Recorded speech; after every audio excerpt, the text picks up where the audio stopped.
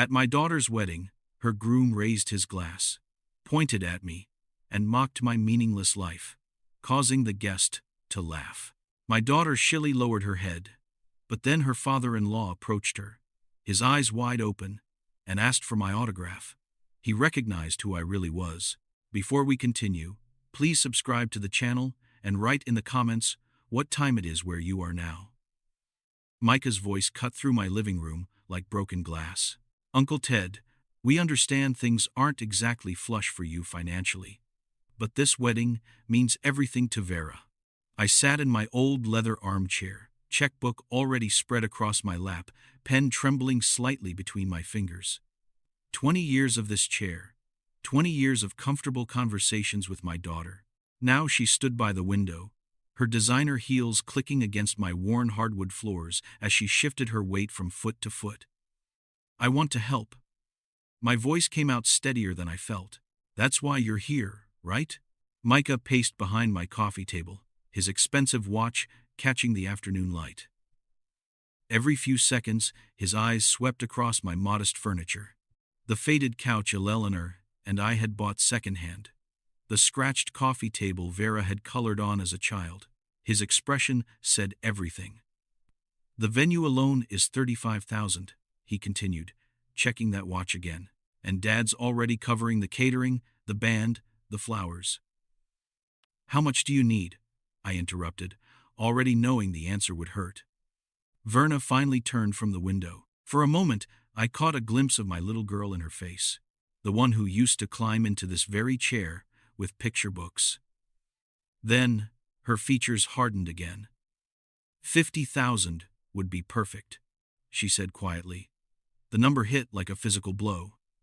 I opened my checkbook, my aging hand suddenly feeling every one of my 65 years.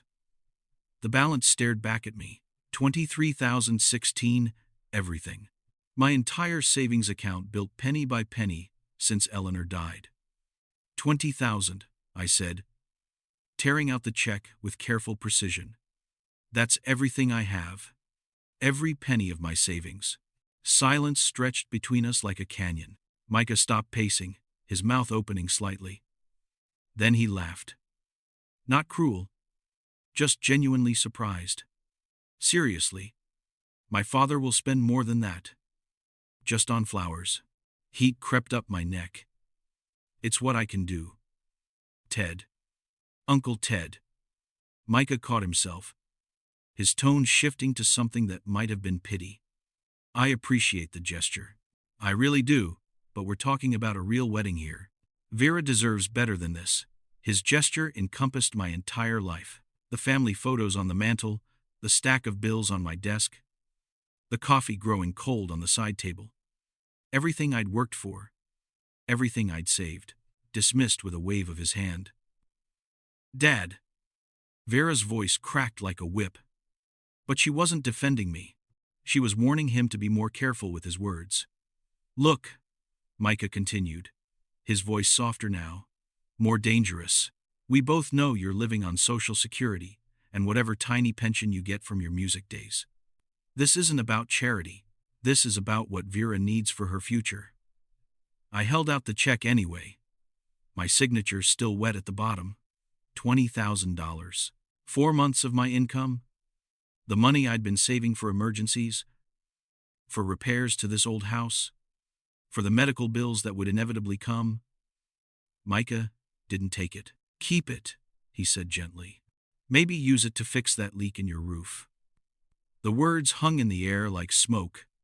I hadn't mentioned the leak to anyone. He'd noticed it himself.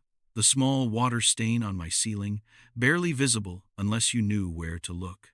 He'd cataloged my failures, my inadequacies in the 15 minutes he'd been here. Vera moved toward the door, her heels sharp against my floor. We should go. Vera.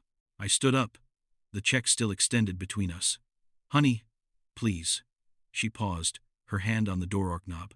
For a heartbeat, I thought she might turn around, might remember who I was, what we used to be to each other.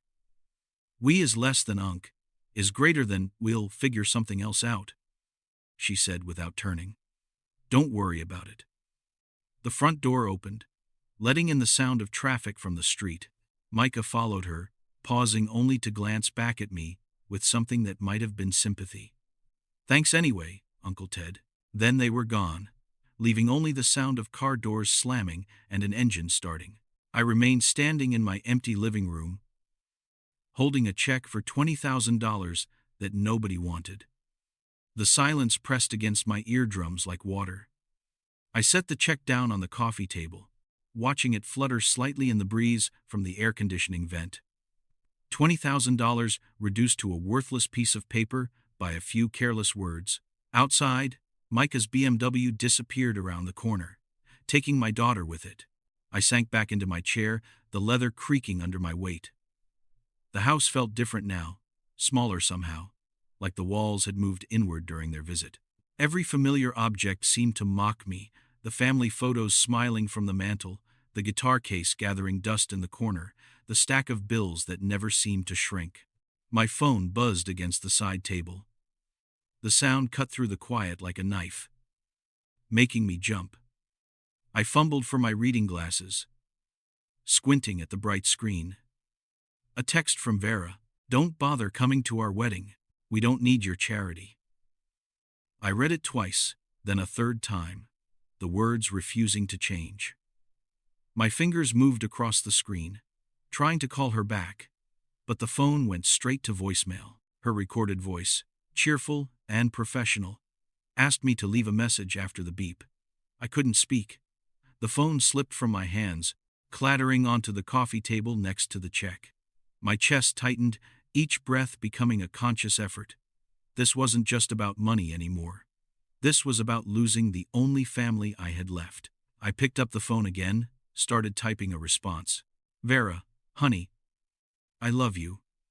Please don't." Deleted. "I just wanted to help. I'm sorry if deleted. Can we talk?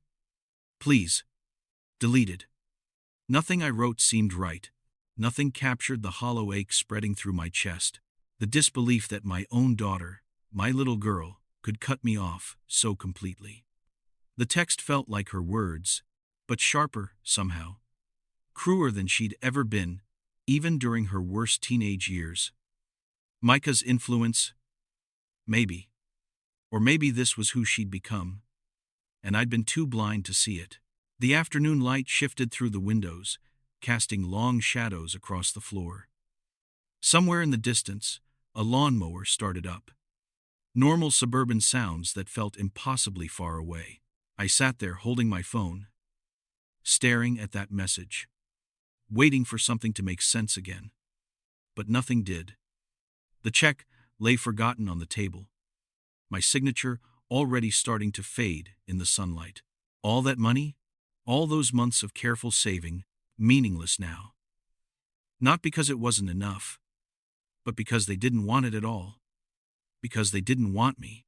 The house creaked around me, settling into evening. I should get up, make dinner, do something productive with the rest of my Saturday. Instead, I sat frozen in my chair, holding a phone that felt heavier than stone, reading the same brutal message over and over until the words lost all meaning.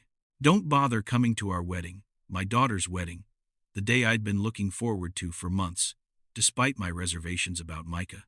The day I'd planned to walk her down the aisle, to give a speech about how proud Eleanor would have been, to dance with her the way we used to when she was small, and stood on my feet. Gone. All of it gone in 15 words on a screen. I set the phone down and walked to the mantel, my legs unsteady beneath me. The family photos waited there like old friends, faces frozen in happier times. My fingers traced the edge of the largest frame. Vera at 3. Eleanor holding her on her lap. Me in the background with my old acoustic guitar. We looked so complete then. The memory hit without warning, teaching 5-year-old Vera to ride her bike in our old driveway. Eleanor cheering from the porch steps, her hands cooped around her mouth. "You've got it, baby girl, you've got it."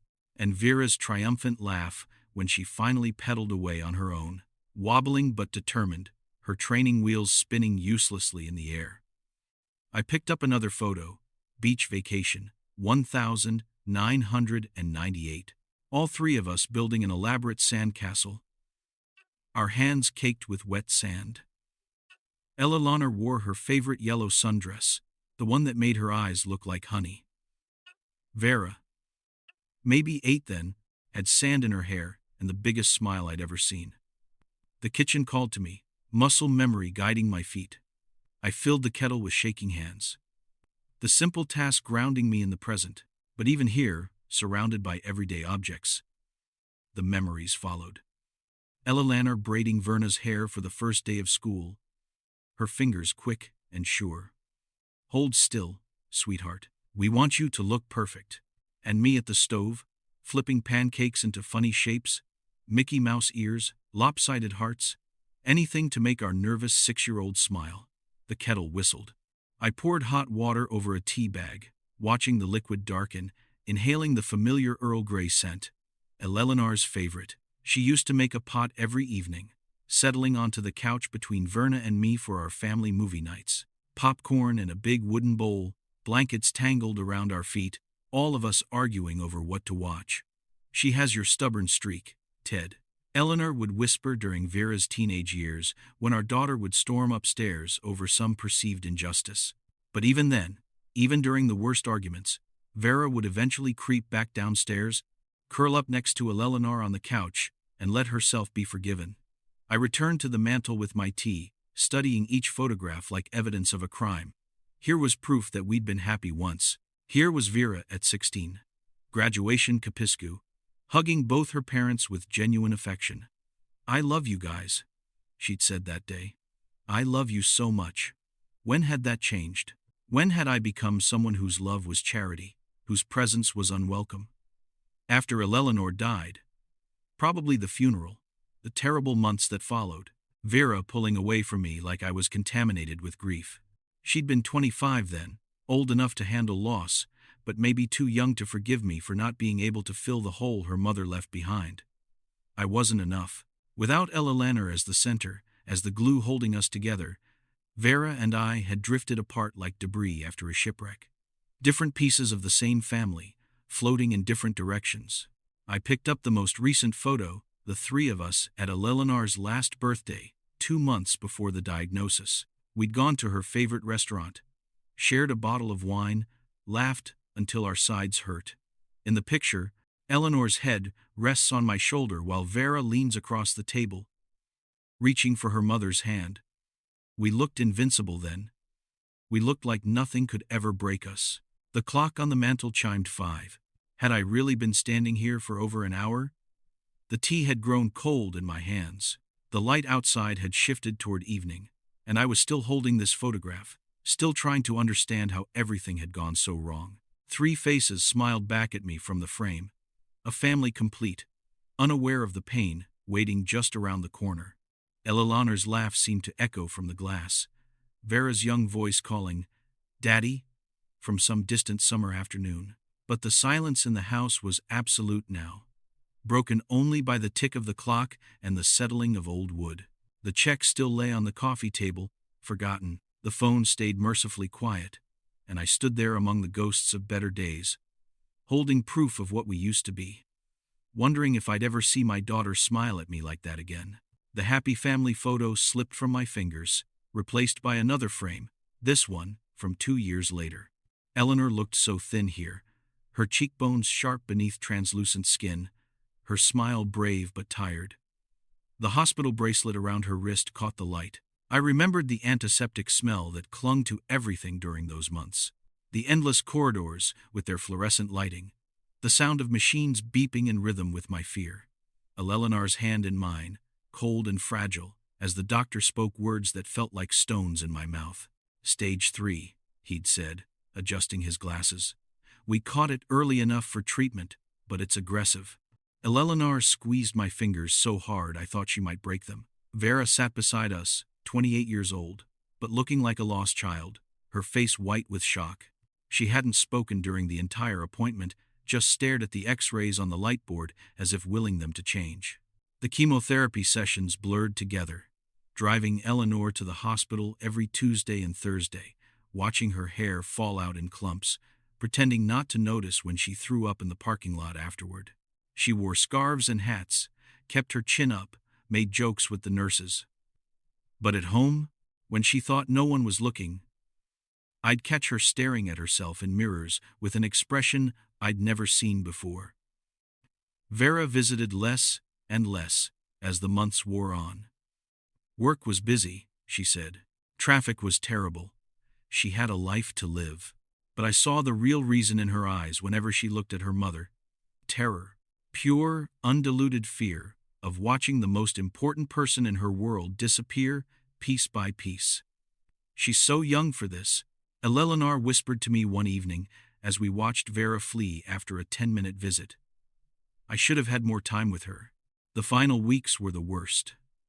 Hospice equipment crowded our bedroom, oxygen tanks, medication schedules, a hospital bed that seemed to swallow Eleanor whole. Vera came every day then, but she stayed in the kitchen mostly, washing dishes that were already clean, organizing cabinets that didn't need organizing.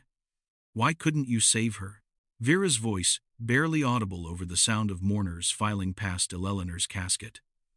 Not accusatory, just broken. A question from a daughter who'd always believed her father could fix anything. I tried to hold her at the funeral, but she stepped away from my embrace, wrapping her arms around herself instead. She wore Eleanor's black dress, the one from their last mother-daughter dinner, and she looked so much like her mother, it made my chest ache. The days after the funeral stretched endlessly. I'd find Vera sitting in Eleanor's chair, holding her mother's reading glasses or favorite coffee mug, but she'd stiffen whenever I entered the room, as if my presence was a reminder of everything we'd both lost, everything I'd failed to protect. "She'll need you more than ever," Eleanor had told me during one of her last coherent moments. "Don't let her push you away, Ted. She's going to try, but don't let her." But I did let her. Every time Vera pulled back, every time she made excuses not to visit, every time she looked through me instead of at me, I let her go. I told myself she needed space to grieve. That pushing would only drive her further away. Now, holding this photograph of Eleanor's final Christmas with us, I could see the truth I'd been avoiding. Vera hadn't just lost her mother that day. She'd lost faith in me, too. Lost the belief that I could protect the people we loved, that I was strong enough to hold our family together without Eleanor as the center. The photograph trembled in my hands. Eleanor's eyes stared back at me, still bright with hope, despite the illness ravaging her body. She'd trusted me to take care of our daughter, and I'd failed her. Failed them both. I set Eleanor's photograph back on the mantel and walked to the kitchen, muscle memory guiding me through the familiar ritual. Coffee. Eleanor's old ceramic mugs, the ones with tiny chips along the rims that we'd never bothered to replace. The routine felt hollow now, like performing a play for an empty theater. Steam rose from the fresh pot as I poured, the rich aroma filling the silence.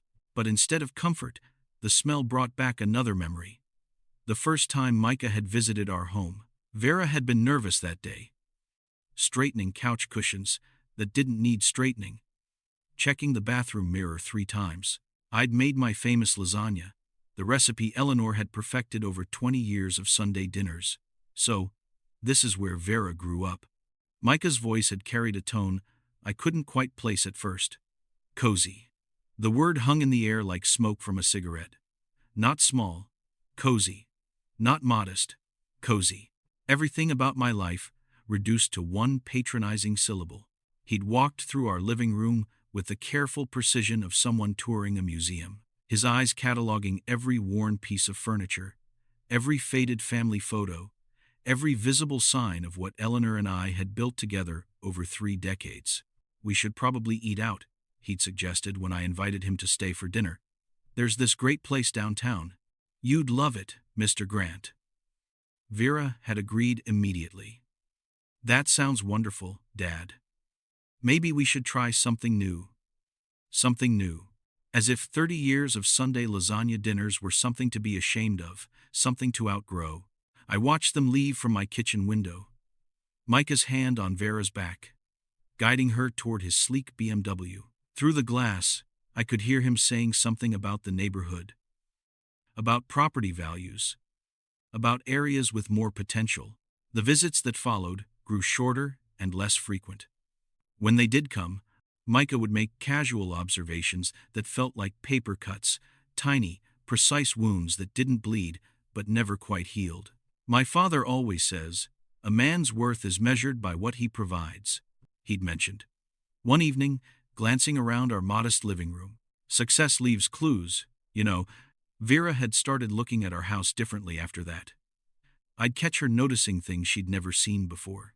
The water stain on the ceiling, the threadbare spots in the carpet, the way the kitchen faucet dripped no matter how tightly I turned the handle. "Don't you want something better than this?" I'd overheard Micah ask her one afternoon as they stood in our driveway. Better than this? Better than the home where she'd learned to walk, where Eleanor had read her bedtime stories, where we'd celebrated every birthday and holiday for 30 years. Maybe Dad should consider downsizing, Vera had said during one of their visits. This place is getting too big for him to maintain alone. She'd been looking at Micah when she said it, seeking his approval.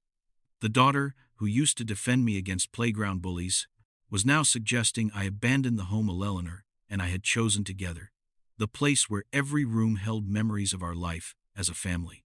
I should have fought back then, should have reminded Vera of Sunday mornings when she'd climb into our bed between Eleanor and me, of the garden where her mother had taught her the names of flowers, of the kitchen where we'd made pancakes shaped like butterflies every birthday morning. Instead, I'd smiled politely and offered them coffee in Eleanor's chipped mugs. The coffee in my hands had grown cold while I stood lost in these memories. Outside the kitchen window, my neighbor was mowing his lawn. The sound of steady drone that seemed to come from another world. A normal Saturday afternoon in a normal suburban neighborhood, while my life fell apart one polite conversation at a time. Micah had won without ever declaring war. He'd simply shown Vera a different version of success. One where love was measured in dollar signs and worth was calculated by square footage. And I'd been too grief-stricken, too polite, too afraid of losing what little I had left of my daughter to fight for her respect. 6 days crawled by since that brutal text message, each one blending into the next like watercolors in rain. Sunday morning brought my first attempt to call Vera, but her phone went straight to voicemail. That cheerful, professional recording that felt like another slap across the face. "Hi, sweetheart. It's Dad. I just wanted to." The beep cut me off before I could finish. I stared at my phone, wondering if 30 seconds was enough to say everything I needed to say, or if 30 years wouldn't be sufficient. Monday and Tuesday followed the same pattern, one call each day, straight to voicemail. Messages that grew increasingly desperate. "Vera, please call me back. I love you. Honey, we should talk about this." By Wednesday, I stopped calling altogether. Instead, I threw myself into cleaning corners of the house I'd been avoiding since Eleanor died. Closets full of her belongings that I couldn't bear to sort through. Her perfume still lingered on the dresses I'd never had the strength to donate. Her reading glasses sat on the nightstand beside our bed, waiting for her return. Thursday brought drafted text messages that I typed and deleted. A letter I wrote longhand, but couldn't bring myself to mail. My handwriting looked shaky, old. Nothing like the confident script that used to sign autographs for fans who remembered my band's brief moment of success. Friday morning found me in Eleanor's garden, pulling weeds from around her rose bushes. My hands moved automatically, muscle memory guiding me through her careful instructions from summers past. "Not too close to the roots, Ted. Give them room to breathe." The dirt felt good under my fingernails. Honest work that required nothing but attention and care. The afternoon sun was warm on my shoulders when my phone buzzed against my leg. Another telemarketer, probably. Or maybe the pharmacy reminding me to pick up my blood pressure medication. I almost ignored it, but something made me check. Maybe hope. Maybe habit. Maybe the desperate part of me that still believed in miracles. "Dad, can we meet and talk? I'm sorry about everything."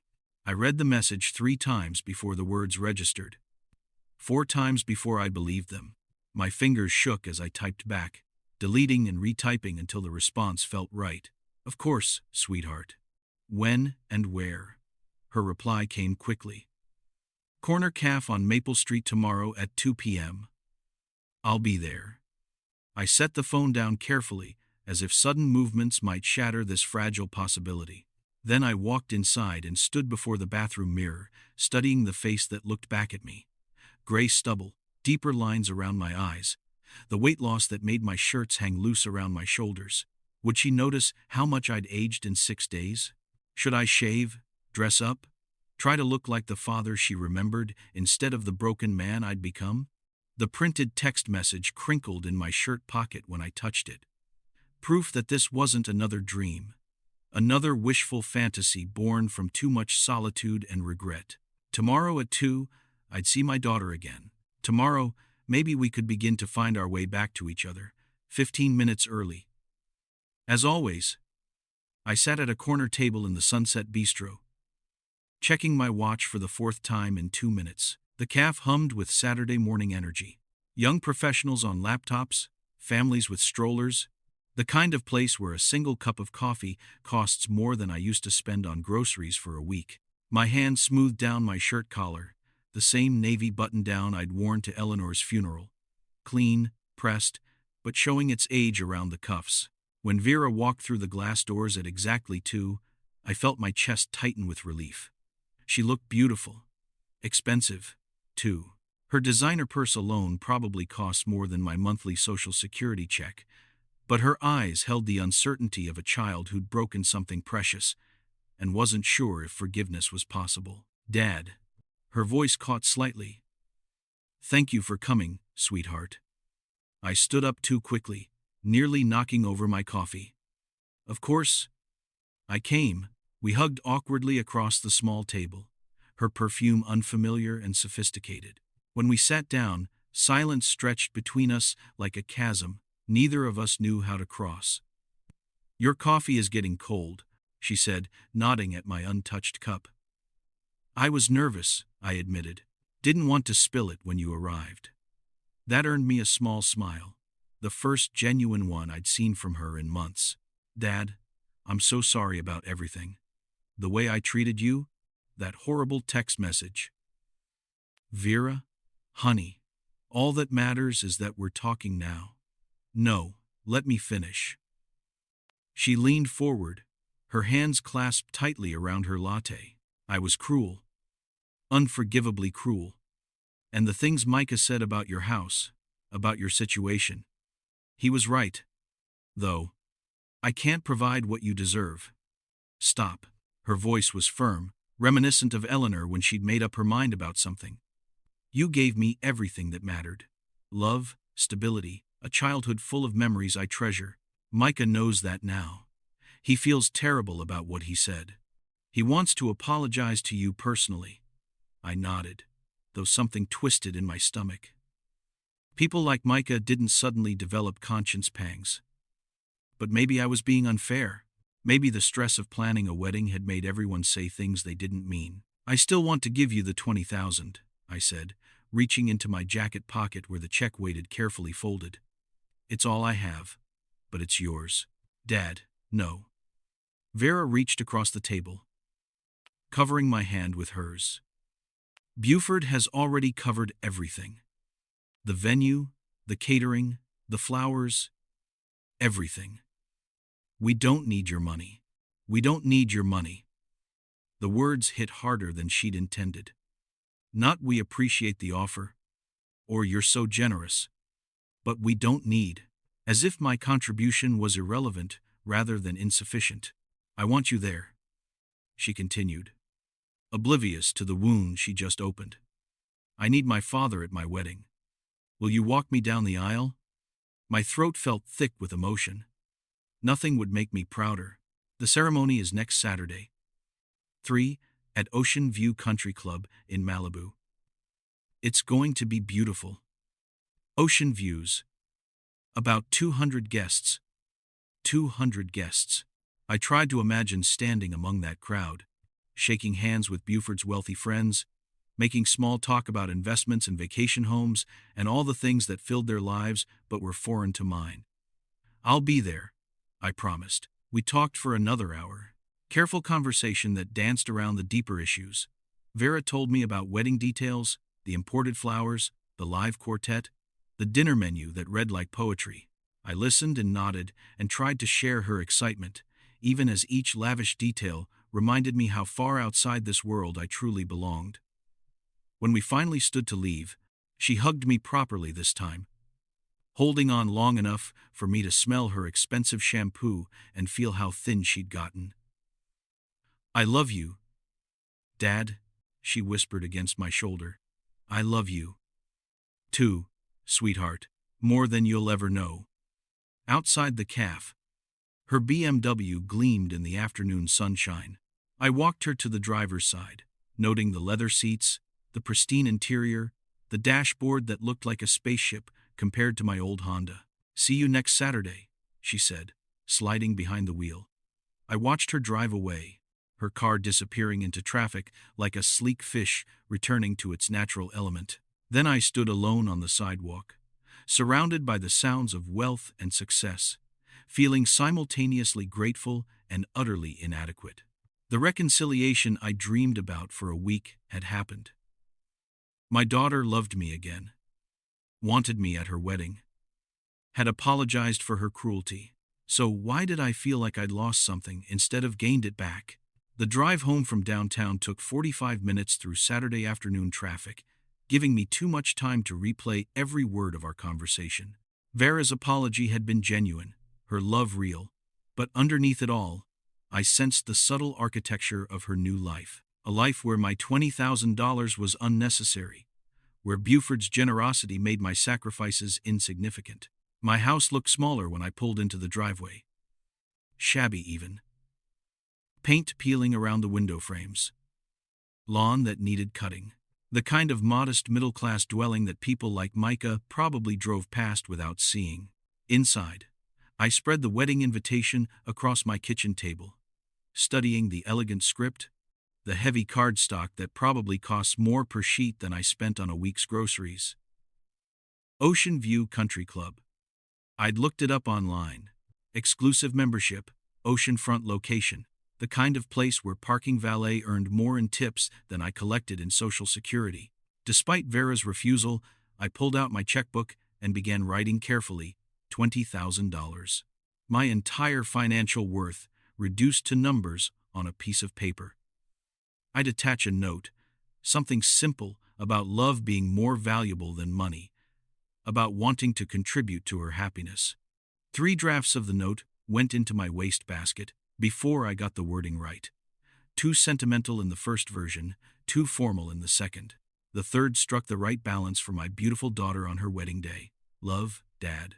My best suit hung in the bedroom closet, protected by a plastic dry cleaning bag that crinkled when I touched it. Navy blue with thin pinstripes, purchased for Eleanor's funeral and worn perhaps 3 times since. The fabric was quality wool, but the style screamed early 2000s. Wide lapels, slightly boxy cut, the kind of suit that would immediately identify me as someone who couldn't afford to keep up with fashion trends. I held it up to the bedroom mirror, trying to see myself as Vera's wealthy new family would see me. The suit was clean, pressed, dignified in its way. But next to Micah's designer attire, next to whatever Buford would be wearing, I'd look like exactly what I was, a man doing his best with limited resources. The gift envelope required careful consideration.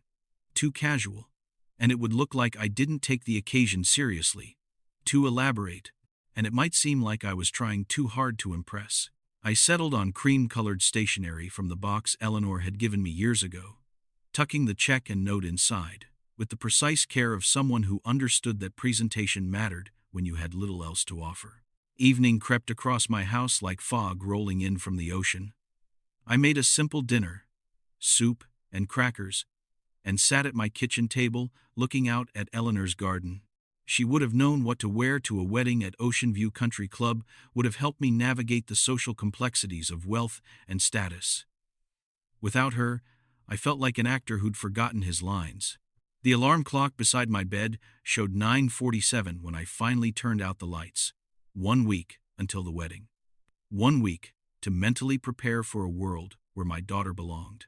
But I remained forever an outsider. I lay awake for a long time, listening to the familiar sounds of my old house settling around me. Somewhere in Malibu, 200 people would gather next Saturday to celebrate Vera's new beginning. I'd be among them, wearing my outdated suit and carrying my modest gift, proud of my daughter but acutely aware of everything I couldn't provide. The wedding invitation sat on my nightstand, cream and gold elegant against the worn wood. Tomorrow I'd iron my shirt, polish my only pair of dress shoes, practice small talk for conversations I'd never truly belonged to. But tonight, I simply held the envelope containing my $20,000 gift and wondered if love could ever be enough when the world measured worth in currency I'd never possess. My Honda looked like a rust-cold beetle among the gleaming luxury vehicles in the Ocean View Country Club parking lot. Mercedes, BMW, Porsche, cars that cost more than I'd earned in my best years with the band. The young valet who took my keys managed to keep his expression neutral, but I caught the slight raise of his eyebrows as he glanced at my car's dented bumper. "Welcome to Ocean View, sir," he said politely, handing me a numbered ticket. The clubhouse entrance was all marble and crystal, floor-to-ceiling windows, showcasing an impossible view of the Pacific Ocean. Guests flowed through the space in designer formal wear, their conversations a symphony of confidence and casual wealth. I clutched the envelope containing my gift, suddenly aware of how my navy suit stood out, not in a good way, among the impeccably dressed crowd. "Excuse me, are you at the Grant party or the Thompson party?" A young woman with a clipboard and headset approached me with professional efficiency. "Grant. I'm Theodore Grant, Verna's father." Her expression shifted slightly, a flicker of recognition followed by something that might have been pity. "Of course. Right this way, Mr. Grant. You're at table 12. Table 12 sat near the back of the reception area, close to the kitchen doors. Not exactly the place of honor for the father of the bride, but then again, Buford was paying for this elaborate production. I was more guests than family here. "And what line of work are you in?" The man seated next to me extended a manicured hand. His watch alone probably costs more than my annual income. "I'm retired," I said, which was technically true. "Oh, wonderful. What did you retire from?" The conversation died when I mentioned my modest pension and Social Security. He turned to discuss real estate investments with the woman on his other side, leaving me to observe the magnificent chaos around me. Waiters in black uniforms glided between tables carrying champagne flutes and elaborate hors d'oeuvres. A string quartet played softly near the Ocean View windows. Floral arrangements that probably cost thousands of dollars created fragrant sculptures throughout the space. I calculated costs automatically, a habit developed during Elaner's illness when every dollar had mattered. The flowers alone represented months of my income. The champagne being poured so freely costs more per bottle than I spent on groceries in a week. "Daddy."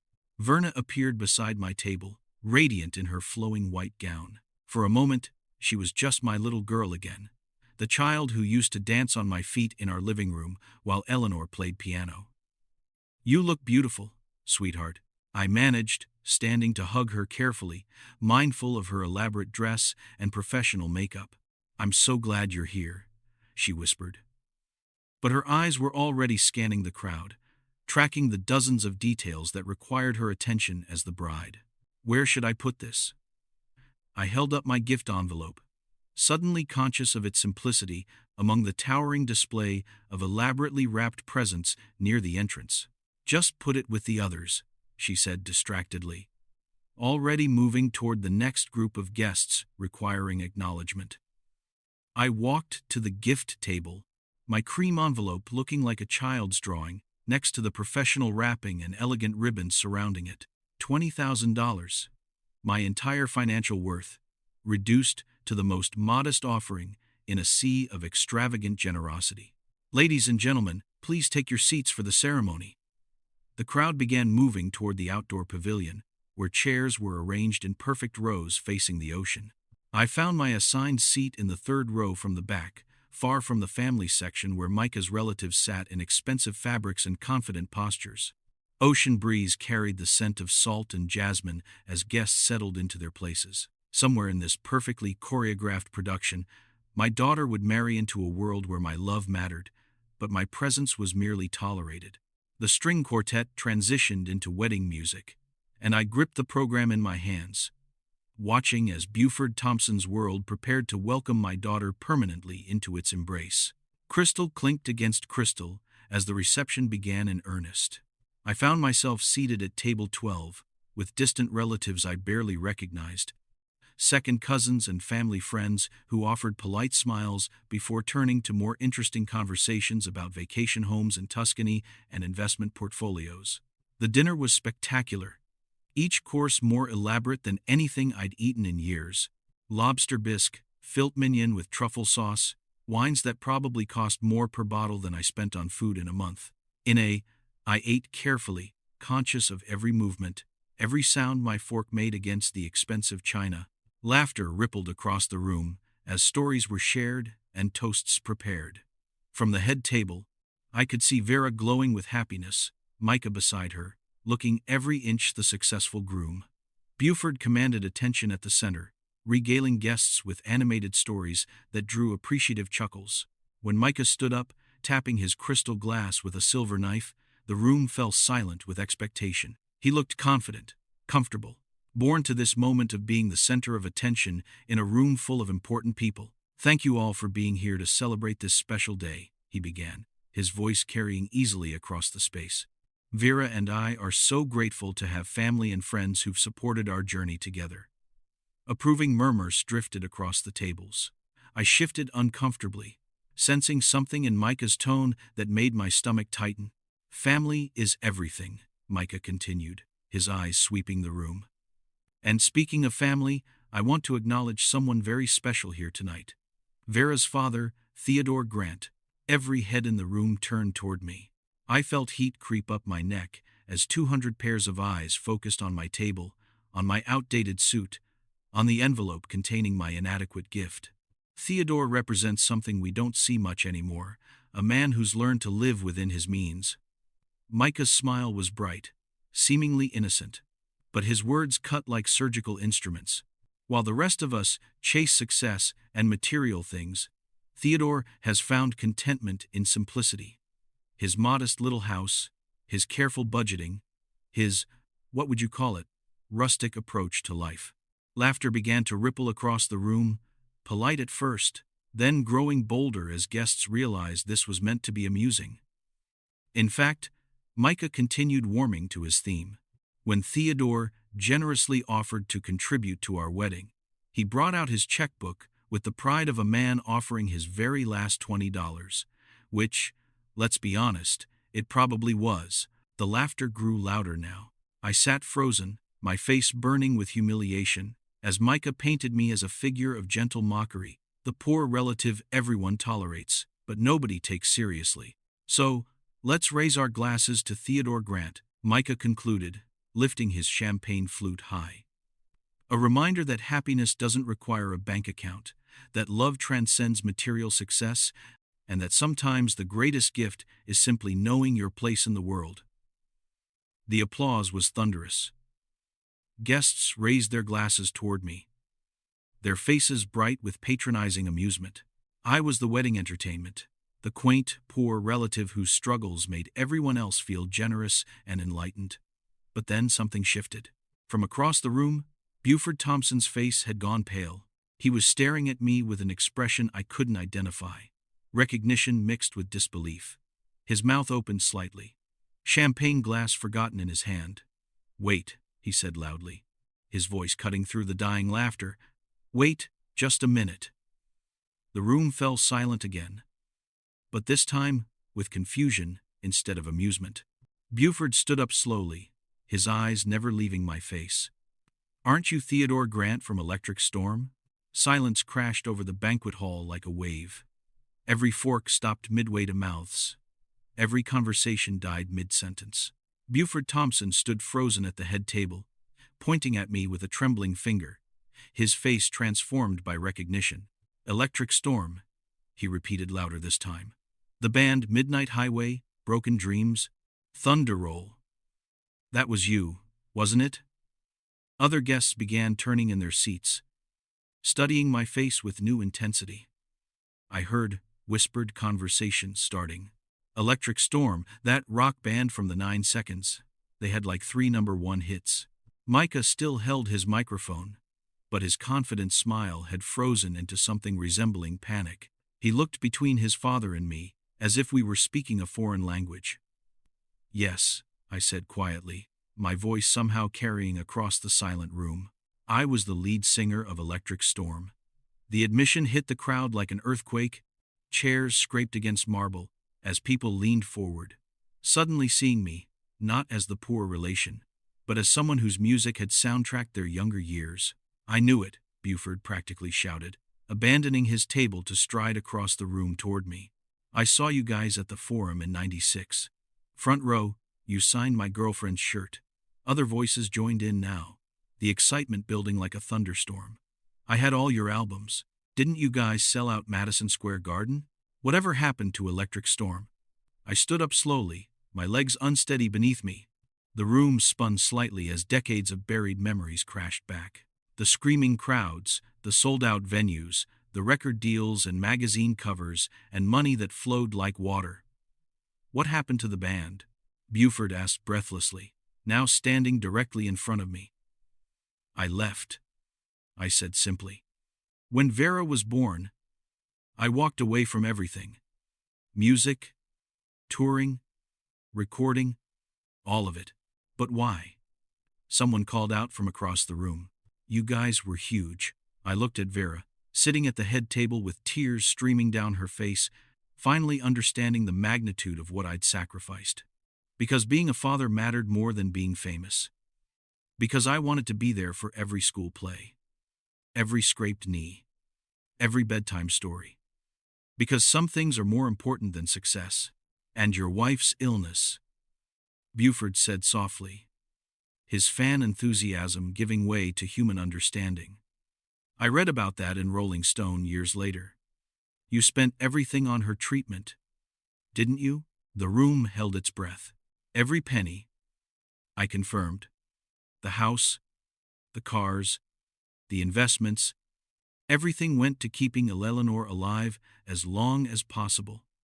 I'd make the same choice again tomorrow." Applause began slowly, starting with Buford and spreading across the room like wildfire. But this wasn't the patronizing clapping from Micah's toast. This was genuine admiration, respect for a man who'd chosen love over legacy, family over fame. Micah still stood with the microphone in his hand, his face white with shock. The man he'd spent months mocking, the father-in-law he'd dismissed as a failure, was a rock star who'd voluntarily given up everything for the family Micah was now joining. "Ladies and gentlemen," Buford announced, his voice thick with emotion, "we're in the presence of true greatness, not the kind that comes from money or status, but the kind that comes from sacrifice and love." The applause grew louder, guests rising from their seats. Someone shouted, "Elect Electric Storm." Others began chanting it. I stood there in my outdated suit, overwhelmed by the sudden reversal of fortune, finally receiving the recognition I'd never sought, but somehow desperately needed. From across the room, Verna's eyes met mine through her tears, and in them I saw understanding, remorse, and something that looked like awe. My daughter was finally seeing me, not as the inadequate man she'd grown ashamed of, but as the father who'd loved her enough to sacrifice everything. Through the standing ovation, I watched Vera rise from the het, her wedding gown flowing behind her like sea foam as she moved toward me. Tears streaked her makeup, but she looked more beautiful than she had all day. Raw, real. Finally seeing me clearly after years of looking through me. "Dad," she whispered when she reached me, her voice breaking on the single syllable. I opened my arms, and she fell into them, sobbing against my shoulder, the way she had as a child after nightmares, her expensive perfume mixed with the salt of tears, her designer dress creasing against my old suit. But none of that mattered now.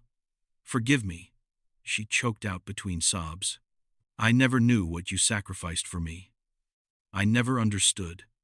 Sweetheart, there's nothing to forgive," I murmured, stroking her hair the way Eleanor used to. "I got the greatest gift watching you grow up. Every song I didn't write, Every stage I didn't perform on, it was all worth it for you.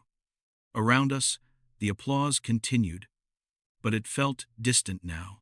Background noise to this moment I'd been waiting 3 years to experience.